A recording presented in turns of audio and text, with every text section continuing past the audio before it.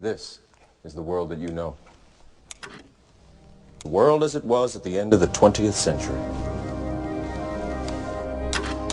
It exists now only as part of a neural interactive simulation that we call the Matrix. You've been living in a dream world, Neo. This is the world as it exists today. Building 7 burns over a number of floors and suffers structural damage to its south face before collapsing completely to the ground. Did anything occur inside the building that might cause a collapse? We started walking down the stairs. We made it to the 8th floor. Big explosion. Blew us back into the 8th floor. And I turned to Hesh. I said, this is it. We're dead. We're not going to make it out of here. And we have Frank Uciardo back on the phone with us, Brenda, with some New York City officials. Frank, go ahead. That's right. I'm standing here right now just off Broadway by City Hall with Michael Hess, who is the city's corporation counsel. Mr. Hess, you were trapped in, I believe, 7 World Trade Center. Go ahead, sir. Yes, I was. I was up in the Emergency Management Center on the 23rd floor, and when all the power went out in the building, another gentleman and I walked down to the 8th floor where there was an explosion, and we've been trapped on the 8th floor with smoke, thick smoke all around us for about an hour and a half. But the New York Fire Department, as terrific as they are, just came and got us out.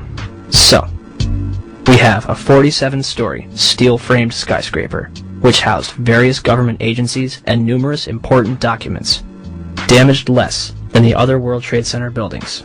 At 5:20 p.m., all structural elements inside Building 7 simultaneously fail, and it collapses symmetrically, imploding into a pile of rubble. This building had 81 columns, 24 core and 57 perimeter, running from the basement to the roof. For the building to have collapsed the way it did, all 81 of these columns had to collapse simultaneously. Could fires on a few floors have heated up all these columns to the breaking point at the same time? Let's ask the 9/11 Commission. Governor King, may I ask another question, please?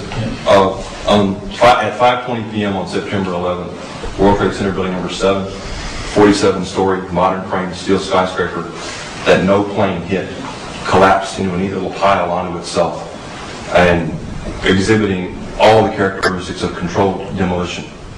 FEMA, in their investigation, didn't say that. They said that fire must have knocked it down, but they couldn't figure out how. Video evidence shows what appears to be explosive squids going up the side of the building from south to north, or from bottom to top as the building collapsed. There was molten metal found in the basement of that building at temperatures that exceeded anything a normal fire could cause. With all the confusion about what happened to Building 7, why is there not a word about the collapse of that building in the 911 Commission report? We didn't see any evidence of the kind of thing you're talking about. We thought that was part of the tragedy of 9/11. The building collapsed later on. It was not a loss of life in that building. And it was not part of our report. Not part of the report. Thank you, sir. Governor? In the aftermath of 9/11, citizens and politicians alike would demand that steps be taken to ensure such attacks never happen again. In late January 2002, Senate Majority Leader Tom Daschle receives calls from both President Bush and Vice President Dick Cheney, urging him to limit the investigation to the House and Senate committees.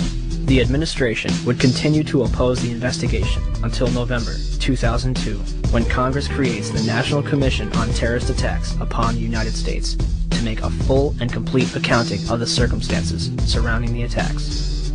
Democratic leaders concede several aspects after the White House threatens to create the commission by executive order, giving themselves considerable control.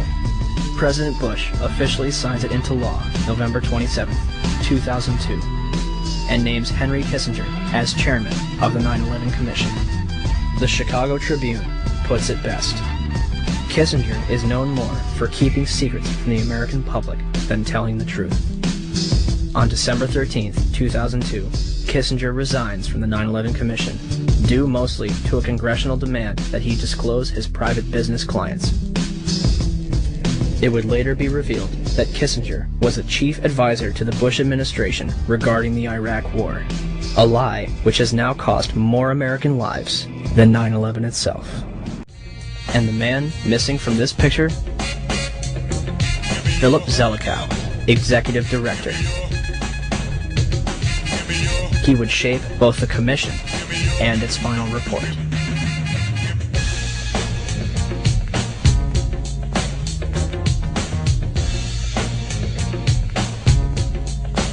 The 9/11 Commission begins its investigation with a time frame of 18 months and a starting budget of $3 million.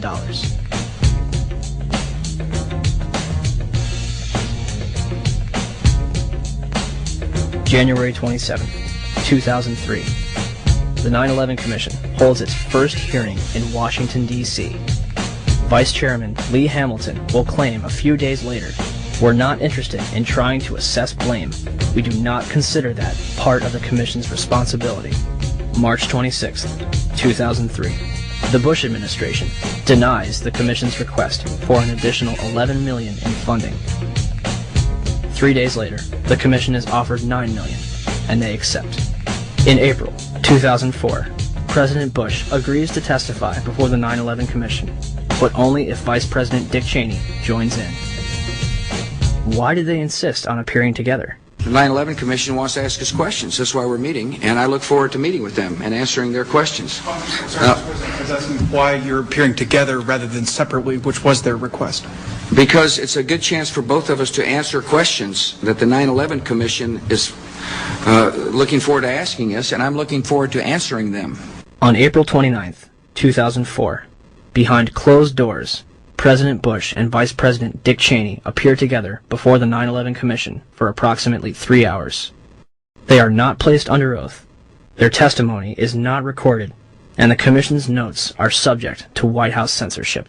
President, as you know, a lot of critics suggested that you wanted to appear jointly with the Vice President so that you two could keep your story straight or something. Yeah. Can you tell us what you think of the value of appearing together and how you would answer those critics? Yeah, first of all, look, I mean, if we had something to hide, we wouldn't have met with them in the first place. I came away good about the session. I think they found it to be useful. Yeah, Adam. Mr. President, Yes. don't you think that the families deserve to have a transcript or to be able to see what you Adam, said? you asked me that question yesterday. For an I got answer the to same that. answer, yeah. May 19th, 2004, Rudolph Giuliani testifies before the 9/11 Commission. We will now hear from our first witness, the very distinguished former mayor of New York City, Rudy Giuliani. Mayor Giuliani, would you please rise and raise your right hand so I can place you under oath? And the fact that so many of them interpreted it that way kept a much calmer situation and a much better evacuation. These people,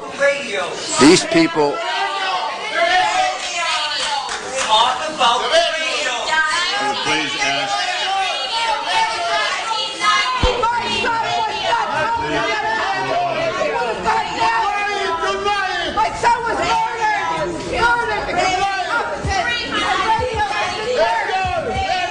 You are simply wasting time at this point. It should be used for questions. One of the questions they failed to ask was who warned him that the South Tower was going to collapse. Mr. Mayor, can you hear me? I can, Peter. Are you talking about did you go immediately to the Office of Emergency Management? I went down to the scene and we set up headquarters at 75 Barclay Street, which was right there with the police commissioner, the fire commissioner, and we were operating out of there when we were told that the World Trade Center was going to collapse. And it did collapse before we could actually get out of the building. Who didn't warn everyone in the building? I admire that greatly, and I think that may 2,000 people are dead. very well be one of the reasons for your leadership and your cooperation with this Give me 2 minutes to rebut. Let's ask the real question.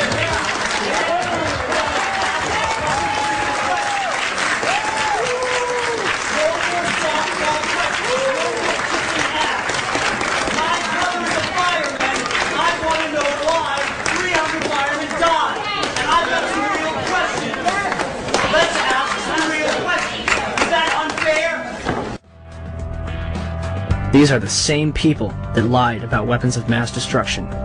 They endorsed a lie that's killed several 100,000 innocent people overseas. Could they also endorse a lie that killed almost 3,000 innocent people in our own country?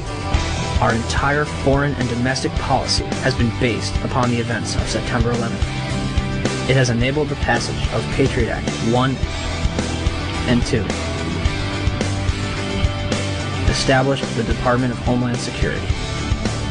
Facilitated the invasions of Afghanistan and Iraq.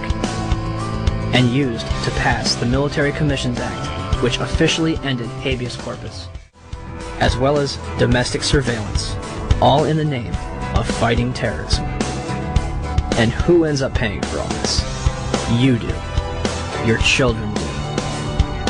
When President Bush entered office, he inherited a $284 billion surplus.